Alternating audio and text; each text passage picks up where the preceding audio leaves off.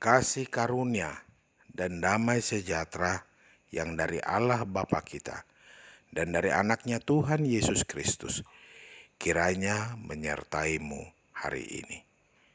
Amin.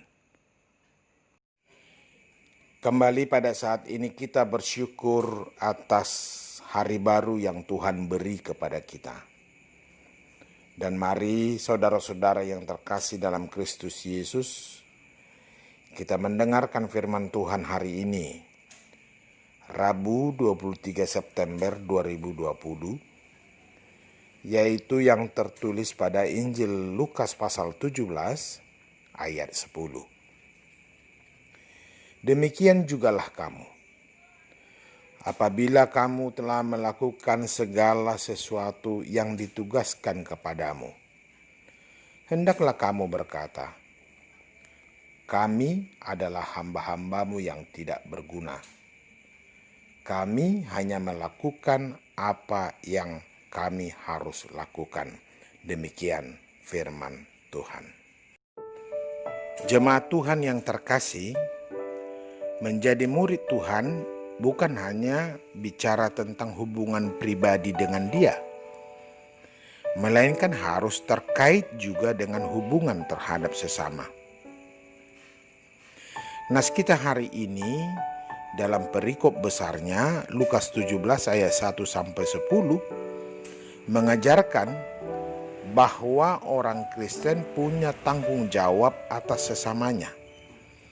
Tak boleh hanya peduli diri sendiri, harus perhatikan sesama juga. Itu sebabnya Yesus memperingatkan bahwa murid Tuhan tak boleh menyesatkan.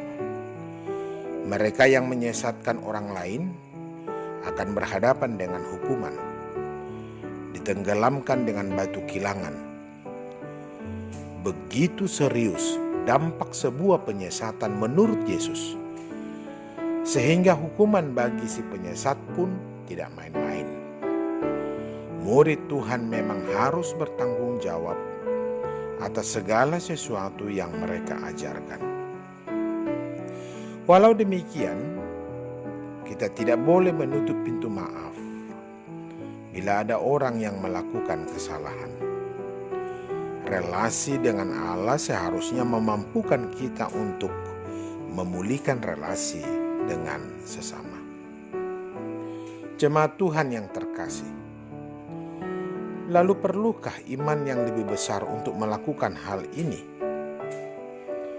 Dalam hal ini bukan besar kecil iman yang disorot Yesus, melainkan adakah iman itu di dalam diri mereka. Karena mereka yang beriman akan melakukan kehendak Allah, dan Allah dapat bekerja meski hanya ada iman yang kecil. Iman harus mewujud juga dalam pelayanan. Ini tugas yang tidak bisa ditawar-tawar. Pada zaman Yesus, hamba bertanggung jawab atas banyak hal, mulai dari menyiapkan makanan tuannya sampai bekerja di ladang. Pekerjaannya seolah tak habis-habis. Yesus memberikan gambaran seorang hamba yang menyiapkan makanan bagi tuannya. Si hamba tidak boleh makan sampai tuannya selesai makan. Ia juga tidak perlu menerima ucapan terima kasih, seolah-olah telah melakukan hal yang istimewa. Ia melakukannya karena memang itulah tugasnya, itulah kewajibannya.